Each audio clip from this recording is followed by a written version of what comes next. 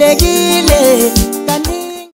uBalisa ngeNdlala yocansi owesilisa waseMphumulo waKwaMaphumulo wakhukhunyelelwa isisu ngendlela ethusayo. Ngaze ukuthi nginibelele iphinde futhi nginamukele kwi-channel ehamba phambili ngezo mina ngiphethe umtuthungo waKwaMaphumulo bathi ilaspo namakumeda. Mawuthi usemusha kuleli khasi usaphela ngicela usubscribe, ungakhohlwa comment nokulike nokushare ukukhona okukhulu kunakho konke. Engaza kwethu umnumzane zakhele emhlongo neminyaka engu-43 okungesilona igama lakhe la ngempela. Uthi usefisa ngisho ukufa kunokuthi aqhubeka aphile nempilo ayichaza njengegcwele usizi nezinyembezi. Ulandise isoleza ngempela sonto nangomnyombo walenkinga abhekane nayo.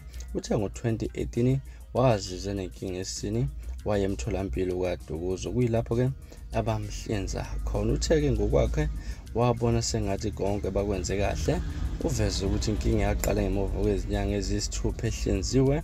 Ulandela ukuthi njalo ekuseni isisu sakhe wayesibona sivuvukala kancane kancane ohlangothini lwangasokwemnxele. Kuphela inyanga esasikhukhumele ngendlela ethusayo esho kanje. Uthe uhambile eyocela esibhedlela ukuba bamhlinze kabusha bazama ukumlekelela, kodwa kwanhlangazimuka nomoya. Bakhala ngokuthi ifayela lakhe alivela kukho lapho kubonakala khona ukuthi wahlinzwa kulesi sibhedlela echaza. Uthe kusuka lapho ucansi into eyenziwa into ayiseyizwa ngendaba ngenxa yokuthi ngeke vele luze lenzeke kulesi simo. Kubuhlungu kakhulu ngoba phela kuyacaca ukuthi uzogcina shiwa umkakhe ngenxa yale nkinga ebalisa. Uveze ukuthi umkakhe uyalifuna ucansi, naye uyavuma ukuthi akekho umuntu wesifazane owasuka kuba ezogana indoda engeke izimthinte nje enhlobo lapha. Uveze ukuthi unezingane ezintathu kwazona akasenawo amandla ukuthi azondle ngenxa yokuthi umsebenzi akawutholi.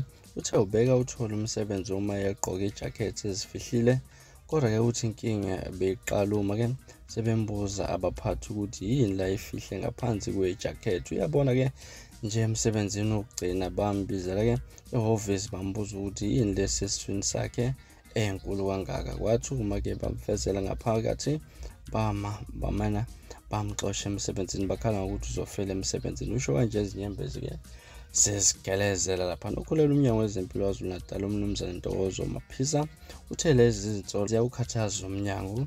Umthetho wavumela ukuthi bakhulume izinto ezithinta isiguli nokulashwa kwaso, kodwa lolu daba sebadlulisele kubaphathi besibhedlela. Kuyimanje baxhumana nesiguli basicela ukuthi sibuyele esibhedlela ukuze sixilonge sizoya khona ngomsombuluko. Kusho uMaphisa unxuse zonke iziguli ukuthi zingalingi zihambe ezikhungweni zempilo zinganelisekile, kumele zithinta nabaphathi besibhedlela ngoba lokhu kuyilungelo lazo. Ngaze kwethu njalo indaba ethinta umnumzane laphana ukhala ngokuthi alisenzeki ucansi laphana mangabe nonkosikazi wakhe ngenxa yesisu esilokhu esikhukhumele njalo. Ngaze kwethu mhlawumbe lithino lwakho asivele hlangana comment section ungitshela ukuthi lithino lwakho ngalolu daba. Hlangana kwivideo elandelayo sengiphuma kanjena. Niziphathe kahle, ndibe nosuku lomnandi nithanda khona.